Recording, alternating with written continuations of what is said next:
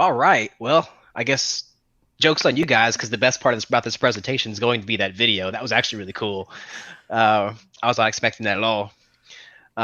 Yeah. So welcome to Way the Spray. Let's walk through a couple just quick introductions in case for some reason you're here and not sure who we are. We are Red Siege. We do all kinds of offensive stuff. Definitely, come check us out if you're in the market for any of these cool things here. Uh, Quick about me, I am a consultant for Red Siege. I've been working in IT since 2006. I started in security roughly 2017. For some reason, I got a master's in computer science. I've got some certifications. Pre-COVID, I was big vagabond. I do kickbox. I hate cold weather, but I do like ice cream. And if you want to I guess follow me along on Twitter. That's my handle at Hack and Backpack. I typically post a lot of stuff or retweet things to help out like newer pen testers try to get into the field. So let's go ahead and I'm going to get the boring stuff out of the way. This is my only slide in the entire deck that's just where I'm just going to read it to you because I want to clarify just a few things before we dive in. First thing is like a brute force attack. A brute force attack is the virtual equivalent of trying every key on a keyring, where on a long enough timeline, you are going to you're going to win. Eventually you're going to try every key possible, and you're going to get that access. Next one is a dictionary style attack. A dictionary style attack is where you have a pre-selected list of words. So if you think of what an actual dictionary is, you're using a list that you've created to do sort of a password guess attack. Next, we have a credential stuffing attack. Credential stuffing attacks are where you find sort of stolen login and password combinations, typically from older breaches. Where if someone got breached in 2017 and then whatever person leaked that stuff on the internet, you can use those username and password combinations to I guess see if they've been reusing these passwords, and a lot of people do, which is kind of human nature to make things easier. So just because it's from 2017 doesn't necessarily mean that it won't work in 2021. And the last kind of password attack is just a password spray, where if we think of like brute forcing, right, where we are doing like a password of like AAAA, AAAB, AAAC, a password spray is kind of the opposite, in where the password is the constant and the username is brute forced. And you'll see in a couple slides, what that looks like and why. That being said, hey Jaycon, I can hear your audio in my headphones. There you go.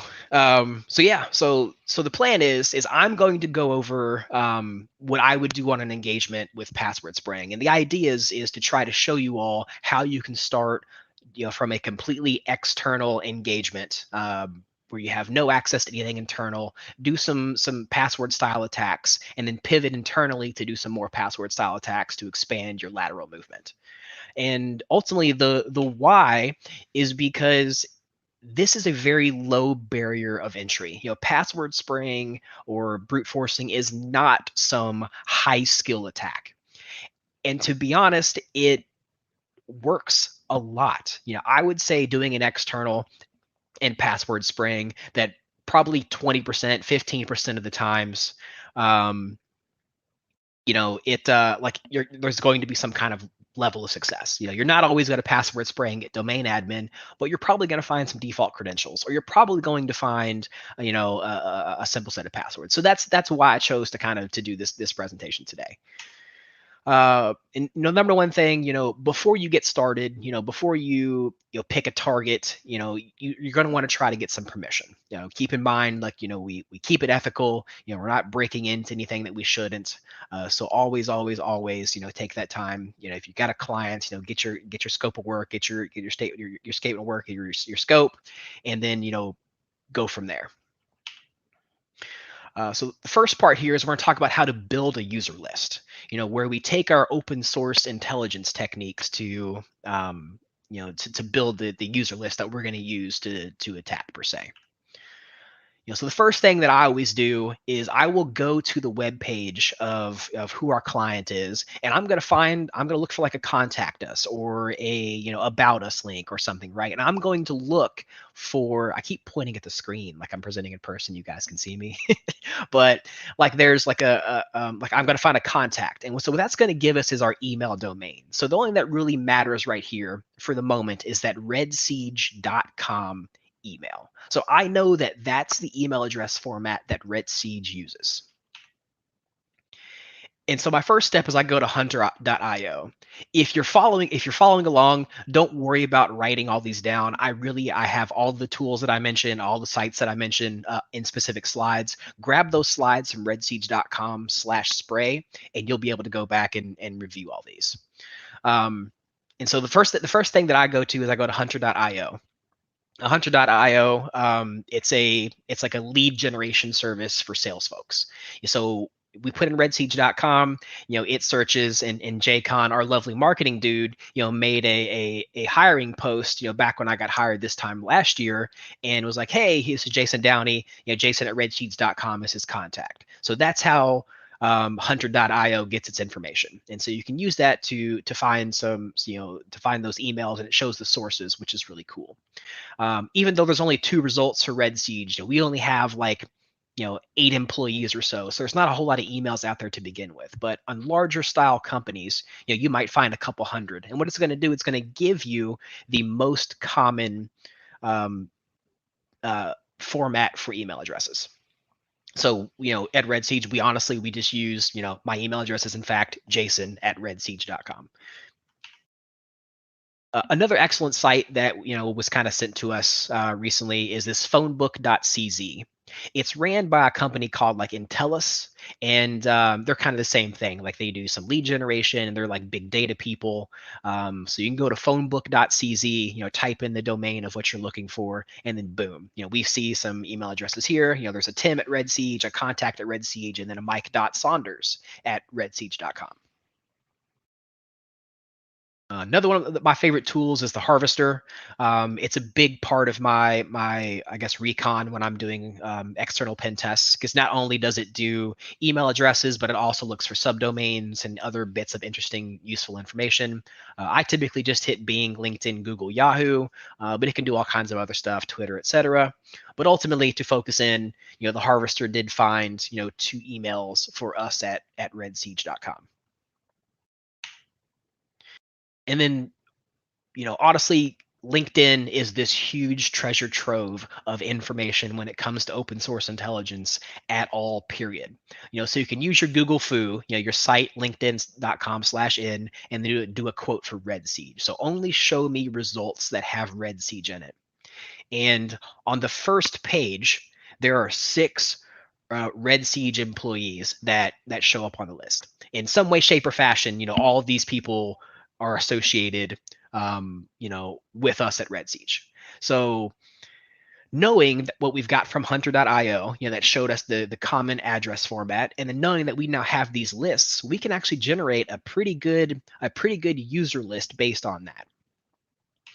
And the last thing you can always check is, Red Siege and all of our infinite wisdom, we have the entire team listed on our website. So if we know that all of our email addresses are first name at redsiege.com, congratulations, you can now email all 6, well, there's 6 at the time of me taking this photo, all 6 pen testers at Red Siege at the same time. So Jason at Red Siege, Justin at Red Siege, Alex at Red Siege, it's all there. And so when we take all the data that that we kind of just looked at, I mean, the 2 different email combinations, we have 6 emails, out of the roughly 10 or so, 8 or 10 employees that all have Red Siege emails. And just kind of for to be sure, because we did see the one first dot last, we can always spray against those too. If they're invalid, they just come back as invalid. Another thing I always look at, with externals is trying to track down those sort of leaked credentials that we talked about. If we can find valid sets of usernames and passwords that are already out in the wild, we don't have to reinvent that wheel. Pastebin is an excellent resource. You can go to Pastebin, and this is where people, a lot of times, if they're trying to get famous, or they're trying to do some old ransom or whatever you want to call it, there will be password dumps that are posted on Pastebin. Luckily, there are no redsiege.com emails that exist on Pastebin in passwords. If by chance you find some, please let us know. But as of right now, there is none there. And so these sort of exist in two different kinds of fashions. The first one is like, let's say, random company, Coca-Cola. Let's say that Coca-Cola had a breach and all the Coca-Cola.com employees emails got put out on the internet. That's one way that these sort of password breaches, password lists come from. The other is a lot of times where people sign up for third-party sites. So if I take Jason at redsiege.com and I use a password and I sign up on some shady website with it, and then that website gets breached and those passwords come out, then technically there is a Jason at redsiege.com and a password associated with it. And as we know, and as people reuse passwords. So it's a safe bet that even though it's signed up for a third-party service, that username and password might work on an internal system at their company. Dehashed is a paid service, but is also really excellent. And this is 1000% honesty. And this is how you know that I actually like you guys, because dermafx@gmail.com was the email that I used when I was like 15. And so turns out my password when I was 15 was also ABC123. You know why? Because it was easy to remember and I was like 15 and I didn't really care. Or I didn't really understand, I guess is the better way to say it. So yeah, these old websites is Xbox Scene about how to like modify the original Xbox. I was caught up in those breaches. And there is a plain text credential of my old username and email address. So if this was, 1995, you could use those credentials to try and log into other stuff that I might have. Yeah. And so lastly, definitely use your Google foo. If you're looking for, people talk about the dark web and people talking about all these places where all the bad guys hang out. There's torrents of password dumps, et cetera, et cetera. Always try to act, very ethically, but, these password dumps are out there and you can use them, to your advantage, acting as an ethical hacker. This is just a quick recap. Here's the quick slide that shows the different sort of OSINT tools we talked about. There's a couple extra ones that I didn't have time to go over. There's Sherlock, Have I Been Pwned, Spiderfoot, and then Recon NG. These are all other tools that you can check out. Play with them. Look around, and there's lots of good ways to get information from those too. So after we've identified and sort of built a user list and kind of know where we're going, we're going to look for, I just called it like our point of entry. Like, where are we going to try these password kind of attacks? So if you go to redsiege.com, there is actually not a login button there. So don't follow along. I photoshopped that in just to kind of show an example. But a lot of companies have some sort of login employee portal that exists on their website. So you can very easily go to this login, and there's a pretty good chance that behind that login, they're going to ask for a username and password. So by all means, try those username and passwords that you were looking at. We've all seen, this sort of big blue Outlook web app before. If they've got sort of any sort of on-premise exchange service, chances are they have a Outlook web app portal like this, and this exists typically as like a mail subdomain. So you'll see it as like mail.redsiege.com or OWA, Outlook web app, owa.redsiege.com, or outlook.redsiege.com. So you can very quickly start to enumerate where these web apps might be, and these are great places to start spraying and doing whatever.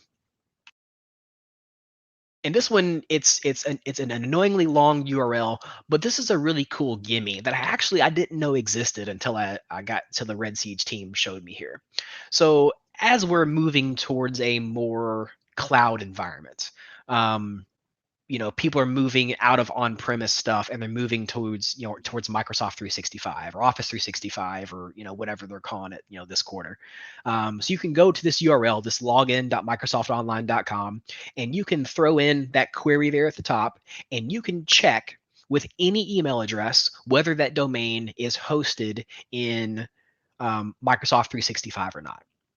So you can see even me using a non-valid email, of invalid@redsiege.com, we can see that redsiege.com is managed by Microsoft 365, which means that even if we couldn't find an Outlook portal or a login button or whatever, that we can 100% go to login.microsoftonline.com and we can do password style attacks or brute force style attacks to log in. Got our user list, we've got our point of entry, but what passwords are we going to use? A lot of that will largely depend on what it is that you are actually trying to log into. Typically, brute forcing, like a traditional brute force, it's not going to be very common. You're not going to do that a lot due to the fact that there's lockout timers. People start to see a bunch of requests from an IP, and they're going to block it or do whatever. But should by chance that you need to do your true traditional brute force style attack, there's an app called Crunch, and Crunch it's built into Kali. Where you can basically set any length and then any character set. So for this, I picked between 0 digits and 3 digits and only using the numbers 1, 2, 3. And you can see where it's 1, 2, 3, 1, 1, 1, 2, 1, 3, 2, 1. And it'll output a full list of every password combination using the criteria that you set. So it's an excellent tool to sort of build a password list for true brute forcing. The second one is to build like a dictionary style attack. Daniel Meisler, I've never actually heard his name, so I don't know how to pronounce it, but he does a really awesome job upkeeping what he referred to as sec lists. And so he keeps up as a GitHub, and in his sec list repository, there's default credentials for a bunch of manufacturers. There's top 100 passwords that he's found. It's a good amount of it's crowdsourced, but it's a very excellent resource when you begin to build, your dictionary style attacks.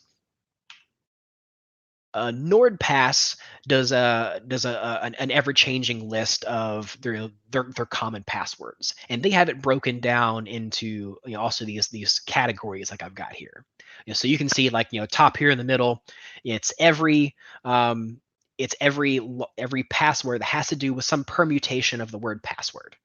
So we see our password with 1, 2, 3, our password where the O is a 0, just regular password by itself, and then sort of the rank and the order that it goes along with. See, I love you is number, and that's not number. It's I love you is number 17 overall. It's the top result for sort of positive words. So we can use this to start to create, the common passwords that we're going to try when we do sort of password spraying. But ultimately, this is the gift that keeps on giving. So, when I say that this plant has worked 6 days without a successful summer 2021 password spray, this one's actually not a joke. The last time that I had a successful spray with summer 2021 and an exclamation point was 6 calendar days ago. These work all the time. I don't know what business conference happened where all the sales guys were sitting in a room and someone was on the microphone and was like, well, hey, if you want to beat that password policy, then you should do a season with a year and add an exclamation point to the end, because that'll beat all your password filters and it's never repeating. And everybody went and ran with it. And, pen testers have been causing havoc with it ever since. And part of it is the mental capacity of what it takes to come up with this password. You can look outside and you can be like, man, it's hot as shit out there. It's summertime. I know that my password is summer 2021. And a lot of times, domain administrators, they put 90-day timers on password resets. So it's actually just perfect to go from spring to summer to fall to winter. And that's so I think that a lot of times has like it's an easy mental hoop to jump through, knowing that every time the season changes, also your password changes. And then as a pen tester, if it's cold outside, the first spray is not going to be summer 2021. It's going to be winter 2021 or winter 2022 if it's early years. So yeah, just a quick recap. These are the password tools. Grab it out of the slide later on. It's all there. And so we have our password policy now. We have our password list. We have our user list. We think we've got our target identified. But there's some things that we need to consider, and these are a lot of times conversations that in the consulting world, like we're going to have these with our client. I'm going to go to the client and I'm going to say, hey, would you be willing to share your password policy with us? And you kind of word it up like this. It's like, password spraying, it's a very viable attack vector, but we don't want to lock everybody out. We want to be effective, but we don't want to be disruptive. So a lot of times we'll just, okay, yeah, our password policy is if there's 5 failed attempts within 1 hour, it's going to lock everybody out. So nothing will probably ruin a client relationship faster than if I'm performing like a password spray on 1,000 different users and I lock out 1,000 different users and they get 1,000 calls through help desk. So we try to refrain from doing that. I always err on the side of caution. Like, for example, if they gave me the password policy and said it's 5 tries every 60 minutes, I'm probably going to do 3 tries every 90 minutes. That gives me some leeway in case a user, mistypes once or twice, like while I'm spraying, or if the timer is like off in my head somewhere, or I write something down wrong. Because we don't want to lock people out, but we still want to be effective in our testing because this is a very real and effective attack vector. And so once again, I'm going to take a big pause. Anything that we've done up to this point, if you're watching this talk later on and you're following along the steps and you've built your password list, technically everything that you have done is open source intelligence. You've not actually sent any packets towards your target.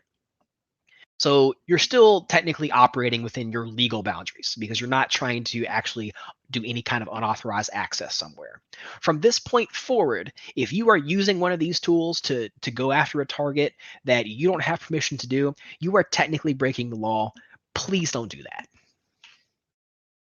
So we've got our lists, we've got our attack vector, we've talked to our client, we've got our permission, and now it's time to literally spray and pray. We've done our research, we've built it the best that we can, fingers crossed that we've got this easy win, for us on the red side here. So one of my favorite tools for doing password spraying is by ByteBleeder, and it's called the Spraying Toolkit. So the Spraying Toolkit will actually go out and it will look to see if the domain is hosted on Office 365. It uses the auto discover feature within Outlook, which does some kind of auto configuration for the Outlook web app. And it will use that portal to automatically do this password spray with the email addresses provided and then whatever password that you choose. And this was a real attempt, a screenshot of me doing a password spray.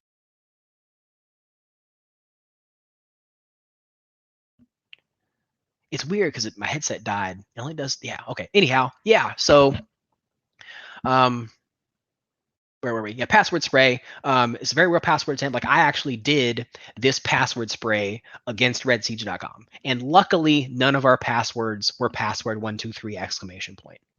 So spraying toolkit, a very easy way to sort of do a quick and dirty password spray. The problem is, defenders are getting smarter. It's always a problem as an attacker is when your defenders get smarter. And, if Microsoft sees, 1,000, different login attempts from, some residential IP space for Charter Communications or Spectrum or whoever your ISP is, chances are they're going to do some kind of block on you. Or they're going to do something to slow you down or give you weird results, right? They're going to try to do anything they can to refrain from you being able to continue that attack. So there's a really cool tool called Fireprox. And so what Fireprox does is it will allow you to create using an Amazon API to redirect your web traffic from your home machine through Amazon's infrastructure and then out through a sort of random IP in the Amazon space to then go towards your target. So that limits Microsoft's ability to quickly block an IP, because number one, they can't just block all of Amazon. Nobody can block all of Amazon. That's a lose. And then number two, it's a machine will have a difficult time sort of discerning what's real traffic versus fake traffic, because keep in mind, you're trying a bunch of different usernames and you're also coming from a bunch of different IP addresses. So what we can do is I've got highlighted there that's the link that Fireprox generates. We can capture our login, login.microsoftonline.com. We capture that here in here in Burp Intercept tool. I use the password test password. That's not my actual password in case you're out there in hacker land trying to get me. But that's what an actual request looks like. So we can take that request, we can edit it, we can throw in our Fireprox link. We can change our fields for username and password attempts, and we can now run a password spray through Burp, which routes through Fireprox, and that we can hit an attacker or we can hit our target as many times as we want to, without them being able to traffic shun us in any kind of way. Keep in mind, things like lockout timers will still apply to this. So if you're hitting, your target, if you're trying to hit them 15, it's the same email address 15 times in an hour, chances are it's going to say, hey, someone's have to reset your password, please stop. So it does not prevent that from happening, but it stops from any sort of traffic shunning that might happen. It takes a little bit of finicking to get. It's a little bit out of scope for this talk, but using Fireprox and using Burp Intruder to do password spraying is a very, very cool and very effective way to make that happen. And just a quick recap, there's the tools I talked about. I also threw on ADFS spray, O365 spray, and Microsoft Online spray. Just some extra tools that you can check out on your own time that do kind of similar things that the spraying toolkit does, just a little bit differently. And so theoretically, you've done your research, you built your user list, and now you have success, which depending on who your target or client is, might consider what you did cheating. But I believe that, anyway, that if we can get a win with a low-hanging piece of fruit, that's still a pretty big win. So we should count that as a win, and then we go from there. So we're going to pretend that I've now got into Red Siege, and Red Siege has a domain, and we don't have a big Microsoft infrastructure. So a lot of these are going to be from this point forward. We're going to have to do a little bit of pretending. It's going to be some screenshots that I pulled off the internet from other people's stuff, and so forth and so forth. So now that we are inside, we have successfully jumped that perimeter fence. We've got a valid username and password. Maybe they had some sort of outward-facing VPN. We're able to take our credentials and log in via that VPN, and we are now on the internal network. So what do we do? How do we pivot our traffic around? Like, what are we tunneling through? What are we trying to do? Well, so the first thing that we want to try and do is build a user list again, but a more robust one. Enum for Linux actually has it makes this really easy for us, where we've already jumped inside, and if we have valid credentials, we can do a /u flag on Enum for Linux, and it will actually dump all of the users. Actually dump all of the users that are in Active Directory back to us on screen. This is, like I said, this is not my screenshot. This is something I pulled off the internet. Maybe this person leaked some internal data. I didn't do it. I just took a screenshot. But here is what it might look like if you run Enum for Linux against a domain controller with valid credentials. I mean, right there in the middle, we can see like the Kerberos ticket account. We've got account named Lucinda. We've got Mark. We've got Sandy Sebastian. These could theoretically be, well, if you pull off a domain controller, these are valid usernames. So we can take these usernames and build out email addresses or build out a better user list that we can now start using on other services internally. And so we've got that little user list, and now we're going to look for another point of entry, kind of again. pretty much on the outside. A lot of times these days, there's not a lot of services that are externally exposed. Sometimes there's like some SSH, but typically companies are like pretty good about, requiring like a public and private key sort of exchange. Yeah, so one of my favorite tool for doing password spraying internally, or any kind of a password style attack, is Potator. So Potator allows you to password spray everything from FTPs to SMB, to do HTTP from command lines, and then you can either set a defined username and password like we see here, FTP, or each one of those can be populated with a list. So you can use a user list and a specific password to do password spray, or you can do a specific user and then a long list of passwords to do kind of your traditional brute force attack. Or you can do the combination. Here's the specific user with a specific password, and we're going to do sort of a credential stuffing attack. So once you've kind of done, your reconnaissance inside and began to enumerate some services, then you can use a tool like Potator to do your spraying against those specific services. And of course, always, we can actually do our password spraying, against domain controllers and sort of the Active Directory infrastructure itself. So what Kerbrute will actually do is it will go out and it will identify, sort of the 6 or 7, well, depending on how large the company is, it'll show what domain controllers are on the network. And then what it'll do is it'll kind of round robin, and it will, if you were able to dump 1,000 users off a domain controller, it will enumerate, make sure they're all valid, and then it will start spraying, one, domain controller ABCD, right? It goes through in sort of that round robin fashion, and it makes it very fast. So, here you can see right here, once again, this is a screenshot that I stole. This is not from any of our client stuff, but you can see where it tested 5 usernames in 0.2 seconds. So you're talking 50 users in 2 seconds or 500 users in 20 seconds. So we're talking a very fast method for seeing if our usernames are valid, and then doing sort of those password style attacks against them. And so theoretically, that's victory. So we sort of, through password attacks alone, we were able to jump an external fence, log in, then sort of move internally, and then maybe at that point we were able to, we got an admin account, we were able to log in that way, or we found some default credentials for SMB or on a SQL server, and then we were able to escalate and sort of get our admin privileges that way.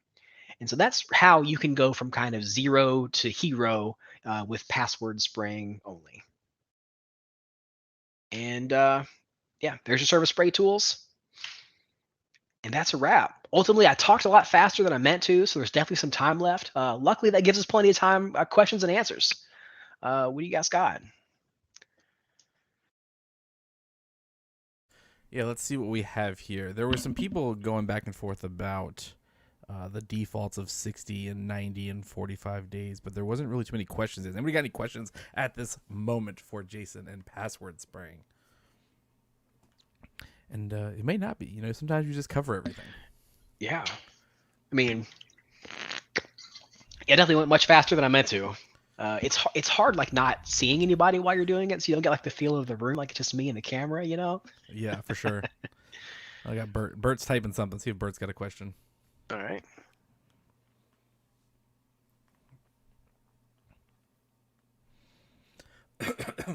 I like this. I like this live stream thing, man. I think this feels good.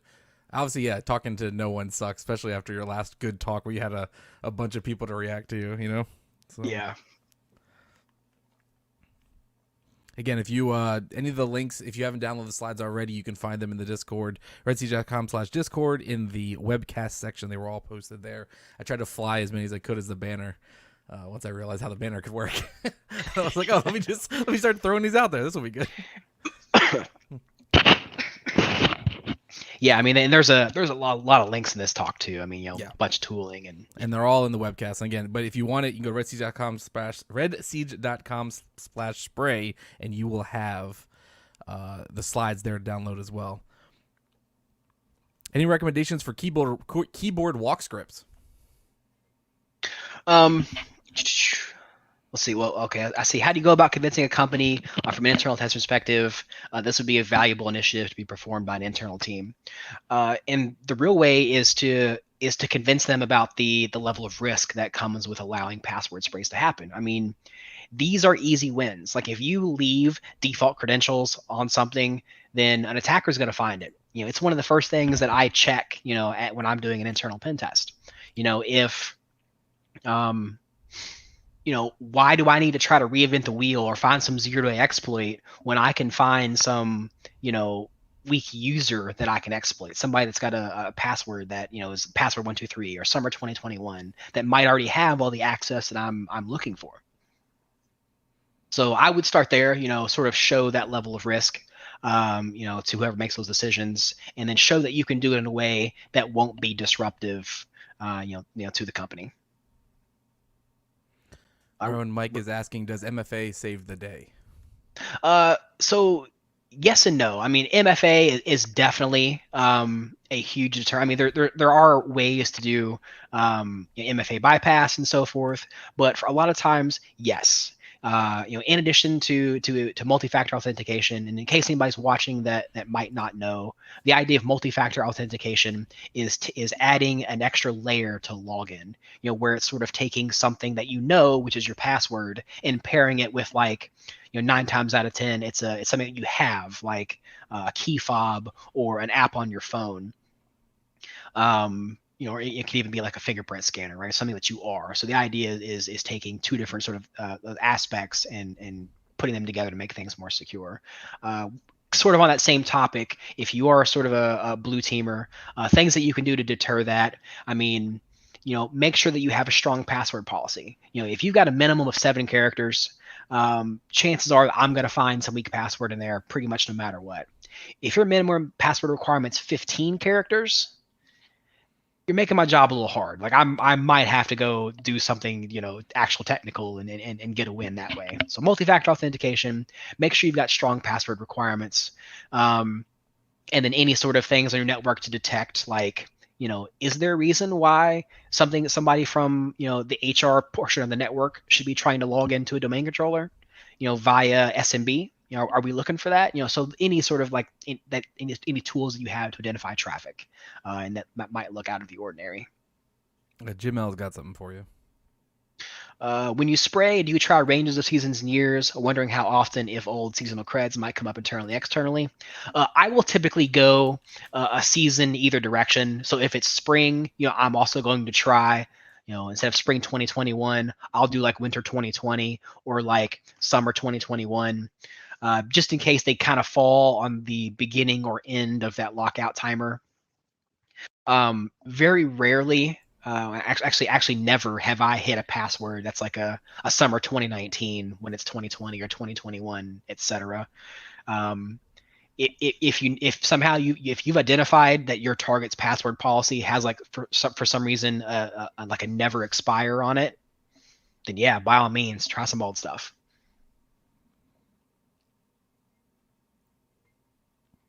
Does Red Siege use data breach collections? And if so, what does American companies think of that?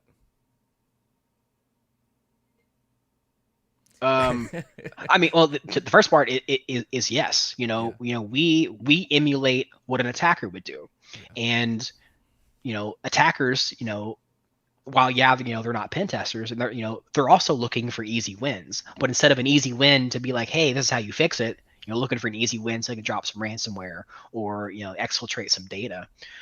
So absolutely, like we want to use all of the techniques that actual attackers are using and try to emulate that.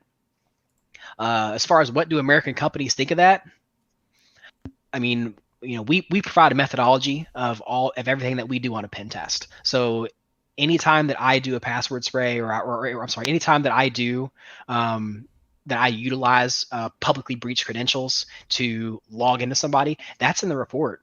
And never once have I had a client be like, well, that's unethical, because really technically as sort of hacking, right? The an unethical hacker is definitely going to use that, and those are the people that we're trying to stop, and we're trying to stop emulation. Summer 1969 is probably pretty popular. Yeah, I mean, and so when you're doing number combinations, 1, 1, 2, 3, 69, 420, that actually would have been a good slide to have, right? But, those sort of common numbers are always going to be wins. I don't know if you saw this one that was in the YouTube. They said, what is your stance on no password expiration for 25 plus character passphrase requirements? You said that over a certain amount gives you problems anyway, but what do you think about no expiration on something that long? So I guess let me sort of answer that. Okay, I can see those in those comments. Okay. Now that I click over, cool. Yeah, so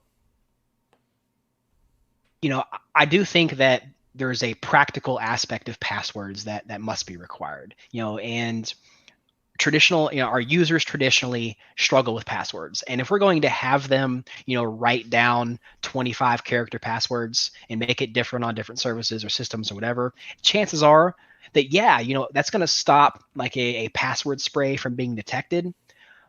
But are they going to put that in a notepad on their desktop or on a shared drive somewhere on accident or SharePoint or something? Probably. And if that password never expires, and that person gets terminated, and person. Either way, if a password never expires, that password is found on some forgotten server 5 years ago, then that's a breach. That's a problem. So I think having a password expire no matter the length, is an issue. But part of that's like how your company feels about their security culture and how comfortable your users are with things like longer passwords, etc. Do you see the ones in the Discord? Yep. See, let's see. First rule: do not use same passwords. Yeah. Okay. Would you consider, for example, war driving, USB drop, getting the server patch room, getting past security red teaming as part of a pen test? Absolutely. I mean, we kind of, so those kind of fall into the realms of like physical engagements. I definitely with COVID, actually COVID's been a thing like since I've been a full-time pen tester.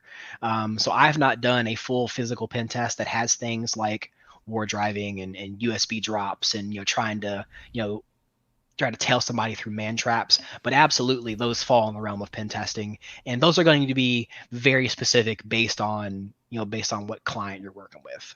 Some people, they want some physical, they want you to try to pick locks, they want you to get into server rooms and steal machines and do whatever. Others aren't going to want that for sure. For sure. All right. Any other questions? They're asking, is it pen test or red teaming? I mean, it depends. Like, I mean, there's been like a red team and pen test. Like a red team is like a pen test they know is happening. Typically, pen testing is like louder. Red team is more like, it's adversary emulation. As I'm looking at my slide here, right? It's like we're trying to. Like I would say pretty much anything physical where we're trying not to get caught is more red team, while just sort of like being loud and getting the job done is more falls like that pen testing realm.